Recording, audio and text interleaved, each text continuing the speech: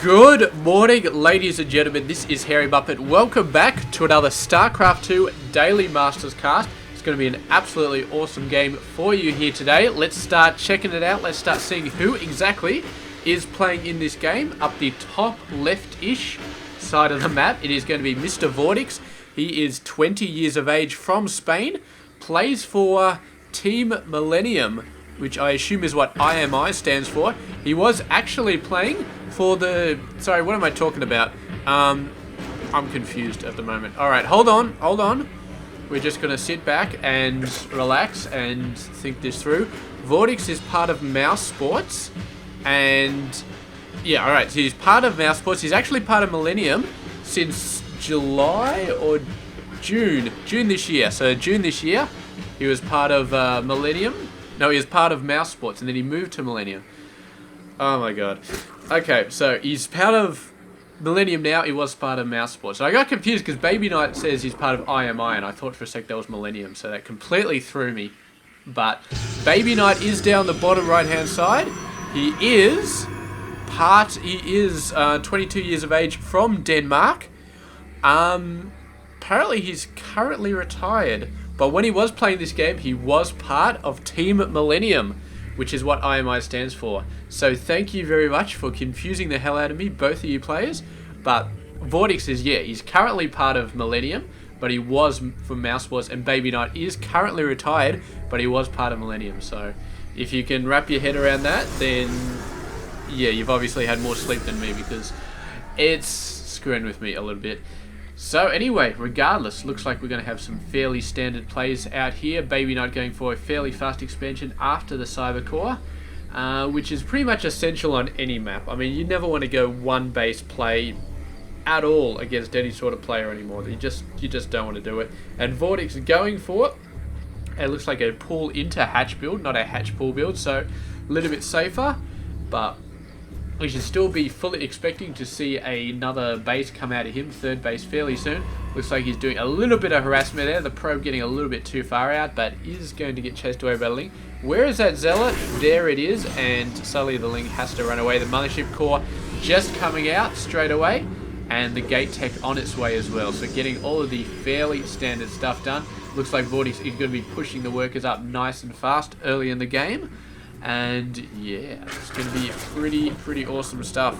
So yeah, not much happening on my end. I've been playing Final Fantasy 13 to death. It's the second time I played it, but I beat the final boss, and now I've got my farming location for farming experience and gold and gil, or whatever the hell they call it. And I'm just going to be doing that for the next couple of weeks. Just yeah, I did some rough estimations, looked at all the facts and figures and stuff, and it should take me about, for anybody who's played it, you know, you've got your last Crystarium level or something like that for each spec. I've got just the last level to do for each character for each spec, and I estimate it's going to take me like 4 or 5 hours of constantly farming the same boss to get each spec, so that's like 12-15 hours total. I'm not even going to worry about the secondary specs, which, you know, because I looked and they don't even give you that good stats anyway. I mean, the stats are just horrible, so I don't think I'm going to bother. And it's just going to be, it's like double the XP needed to get up those levels as it is for the main level. So I'm like, just like, screw it, you know. I have some sort of life. Not much of a life, but it's some sort. So yeah, been doing that, and I've got through the main campaign, so I'm no longer going to be just going headfirst into the TV anymore. Just got to sort of back off, do some other things, catch up on my Starcraft 2 casting, which is what I'm going to be doing today. So anyway, bunch of Zealots, BabyKnight getting a bit more coming out. He's seen that some Queens are actually heading off there, so he's like, VortiX, man, he's trying to hold me off with Queens. He must not have a lot in there. Let's see what we can do here. And VortiX is saying, you know what, I should probably get something to deal with these guys. So he's putting a Roach Warren down. But right now, BabyKnight is feeling pretty confident.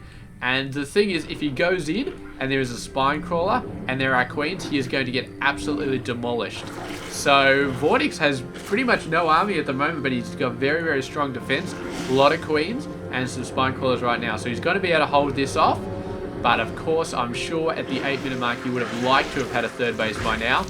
And it's going to be very hard to go out there and actually pull that off. But roaches will help. Roaches will help quite a lot. He does have the roach warren out. Not building any roaches yet. His middle income is kind of, yeah.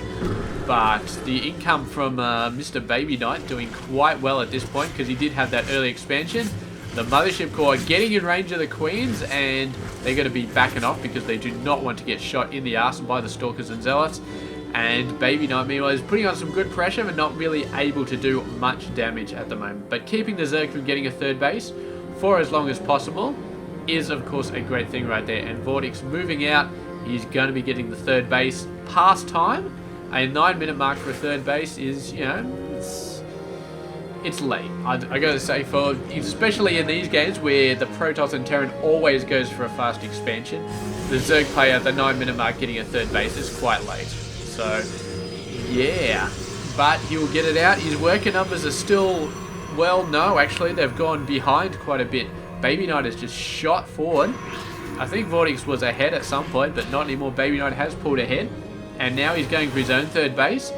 And VortiX is not in a position to really knock that third base off its perch. He's been behind on the army size for some time. He's actually pushed out a little bit ahead here. Got a decent amount of roaches, building more. So maybe he can pull himself back into this, but I just do not know. All it's going to take is BabyKnight building 1 or 2 Immortals, and he's going to be completely, utterly, you know, nobody's going to be able to take him out. Roaches, you just send swarm of roaches, he's going to be able to hold it. And the first roaches coming out here does have it chrono boosted, so BabyKnight knows what the deal is. Roaches coming in this side, roaches and lings coming in that side. The main force is not where it needs to be. And here we go, the third base. He sees that third base up there, needs to move in, needs to do something very fast, because once the Immortals are out, as I said, it's going to be all over for this attack from Mr. VortiX. So he's going to give it a try. The Roach is actually going into the main base over here. I can almost get them both on the same screen. Man, that's awesome. Roach has taken out the Immortal. They're going to take out the cannon. Doing a great job. If they can take out the robotics facility, that would be nice as well. But they're going for workers. Good stuff there by Mr. VortiX. He's going to lose these roaches eventually. Oh, he's actually got tunneling claws. So he can go under the ground and then sort of move around, which is very, very nice. Going to move over to this base, and the Mothership Core doesn't have enough energy to boost this up again. I'm not sure that it does. But we do have an Oracle. The Oracle's not best suited for this sort of stuff anyway. So go on Roaches, get some micro in there, destroying crows by the dozen, doing a fantastic job, and just burrows underneath as well. So VortiX coming out of a sort of situation where BabyKnight was pushing at that fast third base, really making things happen, but VortiX came back, destroyed quite a few of those workers, did a fairly good job trying to move in again, but BabyKnight is not going to let any of these workers being harmed, keeping his main base, his main force, sorry, down there protecting those guys. It's not saying much because there's not much forces here, but the rest are spread around hunting for these roaches right here. But there we go, more workers are going to be destroyed, and we can have a look. Not actually that many workers. I would have thought this number would be a lot higher, but apparently not. There are some workers with low health, but I mean, they're still mining, so it doesn't really matter. So VortiX hoping to get a lot done there. Got a bit done. I don't know whether it's really enough, but he's pushing out hard with his own worker numbers, and he's still going to get that 10 worker or so advantage that Zerg players love to get. And we'll have to hope that that's going to be enough right here. Roaches continue to come around. They do see the Oracle, and the Oracle sees them. So the two-prong attacks that VortiX has been pushing on are going to be good, but the Immortals are out now, so Roach-Ling aggression. No. Oh, look at this. He's sneaking in the side. We'll see if he can make it through. I do not know, but the distraction force has already been destroyed. There they go. They're burrowing up. They see the cannon. They know they're not going to be able to sneak their way in here. Burrowing under the Zealots. Going to be moving in here. If they can snipe out the Immortal. Oh, this is pretty good. They just ignore the Immortal. Go straight for the main force. And these guys can take out quite a lot of workers if they stay alive long enough. If they get the micro they need to get. Here they go. Going to put him in the middle. Killing workers left, right, and center. Let's see how many they do get. They're getting a fair few here. Look at the units lost. Holy crap. He's moved some down here as well, killing workers there, and he's up to 35 workers killed.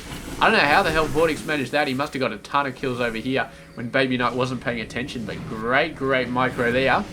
And now VortiX is fully back in charge of the macro part of this game, and BabyKnight is just going to be, wow, just lost so many workers there. We're getting a Spire out, we're getting 5 Swarm hosts out at the moment. VortiX is suddenly looking very, very good after killing all of those workers. And the Oracle, just zooming around a little bit, does see the 4th base and does actually get vision on all these forces. So he's going to see a bit of scouting. He sees the Infestation Pit, sees the Roach Warren, sees the Evo Chamber. Not really too much, but the Infestation Pit is a nice pickup. He can't have been certain that there was one before, so now he knows. Now he knows he's potentially facing Swarm hosts, potentially facing Infestors, but Swarm hosts are definitely a strong possibility. As we see, they're already out there. And he's building his first Colossus, which is interesting because Colossus are, along with High Templars, the only way to really sort of slow down the Swarm hosts. And yeah, so Swarm hosts definitely, so Colossus definitely a good thing to be throwing at the Swarm hosts. And if he can make it work, then that would be great. But I mean, if he's facing Swarm hosts and he knows he's facing Swarm hosts, we could be expecting another robotics facility to be coming out fairly soon. Oh, look at this. BabyKnight starting to get a little bit worried. Knocks down the rocks over there. He's going to be holding back, and there they go. The Swarm host coming out. The force field's coming out as well. It's going to save him from 1, maybe 2 volleys of Locust. But look at this. The Roaches coming in again, and they're microing it out with the Colossus. Going in once again. Going to be killing some workers. Come on, VortiX. Get your micro going. Get your micro going. He's not microing properly. These Roaches are not hitting the workers. They're hitting everything but the workers, it pretty much looks like.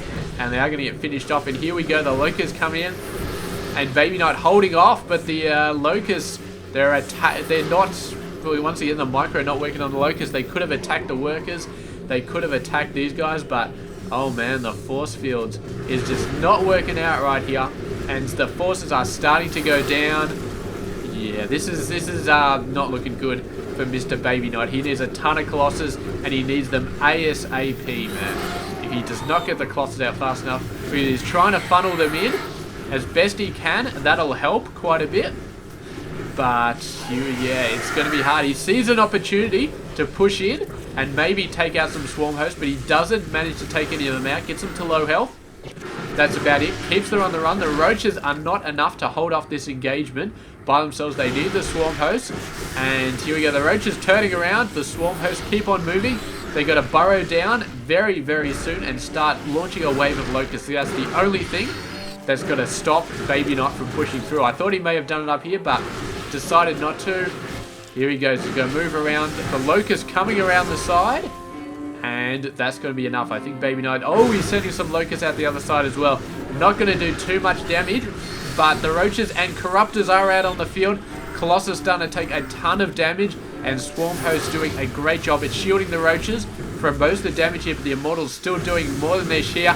VortiX pushing himself a little bit too far. There's no Locust support here. And there's still 2 Immortals alive. So he's got to be careful. He could lose so many Roaches in that battle. And... yeah, it's absolutely crazy, but VortiX, with that insane economic advantage that he's had for the past 5 minutes or so, really pushed himself to new heights. He's got that 4th base up and mining. BabyKnight just about to get a 4th base, but we do have some very, very scary units coming out. We've got Corruptors, we've got Broodlords. It's going to be looking extremely awesome here from Mr. VortiX. The combination of Broodlords and Swarm Hosts is just going to be absolutely crazy because, of course... I mean, Colossus are great against everything, but not against Broodlords and not against Corruptors. So, yeah, the Broodlords are really going to send BabyKnight for a bit of a run. He's getting some High Templars. I'm not sure that's going to help too much. It's you really need something like Tempest at the moment. Tempest would be so good. Is he going to see the Broodlords for the first time here? It looks like he is. There they go. The Broodlords are getting a little bit forward there. Blinking Stalkers, you know, you've got to worry about those. But, yeah, there we go. The Broodlords have been shown here, and BabyKnight needs something very, very fast. He's got at least 1 Stargate, but I don't think he's got a Fleet Beacon, so Tempests are a little bit hard to get out. He's morphed in a couple of Archons, but I don't know if it's going to help right here. I think he just doesn't have enough. The Corruptors getting in there. The Corruptors are taking some hits. The Stalkers find a nice opportunity. start knocking out some Broodlords. But do we have Queens here healing the Broodlords? We do indeed. Really, really nice stuff. And one Broodlord goes down. The rest of them keep fighting with the help of those Queens healing them. And the third base does go down. The Workers managing to get away relatively unscathed. But VortiX is on a warpath. He's starting to take some losses, though. His ground army is looking a little bit weak, not including the Locusts and Broodlings, obviously. And it's starting to look a little bit torn apart. VortiX is continuing to push out his air army, though. He knows that air is the way to go right now. The BabyKnight doesn't really have anything to deal with anti-air, except for the Blink Stalkers. And the Blink Stalkers are not at their best at this point. They've still got the Roaches to deal with. They've still got the Locusts. There's just morphing in once again, swarming in once again. And taking out a ton of Broodlords. I think 3 Broodlords just went down there, but there's still 5 left. And they're continuing to put on the pressure. And if the Colossus all go down, the Locusts will decimate everything, including the Stalkers. So he's got to keep his Colossus alive, and he's got to keep his Stalkers alive. And I don't think he's going to do it. I think that VortiX is going to take the victory. One Colossus goes down, second Colossus goes down. It's going to be all over. The Locusts are just going to wipe everything up here. And meanwhile, the Broodlords can just do whatever they want. As long as they stay away from the Stalkers, they should be fine. Swarmo's actually not the greatest time to be moving out, but they do jump straight back down again. Move it out, and the Stalkers trying to snipe some Broodlords do have to blink away ASAP before they get utterly annihilated by the Locusts. And meanwhile, VortiX with his insane economy is re-macroing an entire army right there. And BabyKnight just trying to hold on, but he doesn't have the economy here to deal with this. He's actually doing quite good on the worker count, but still on the army count, he is so far behind, and I don't think he's going to be able to do it. There we go. There's the GG from Mr. BabyKnight. He held up as long as he could, but once VortiX got in there and destroyed 34 workers, it turned out he destroyed like 34 workers or something like that. Got up like a 24 worker lead in that game. Absolutely phenomenal. Once VortiX was at that point, he had so much freedom to go for what he wanted. He decided to go for Broodlords and Swarm Hosts. He built a massive army, and BabyKnight simply could not hold on against that massive army. Upgrade-wise, BabyKnight not doing too bad. We went 3-1, which was an excellent, excellent idea with the mass Stalkers. The Stalkers were doing so much damage, but he had 2-2, which of course benefit the Locusts as well. And yeah, I mean, so upgrades-wise, they're both pretty good job, doing pretty well. But it's just the numbers. I think VortiX just had the numbers on his side from that massive economy and just did a great job. So there we go. Thank you very much for watching this game, and I will catch you guys tomorrow for another one. So stay tuned for that.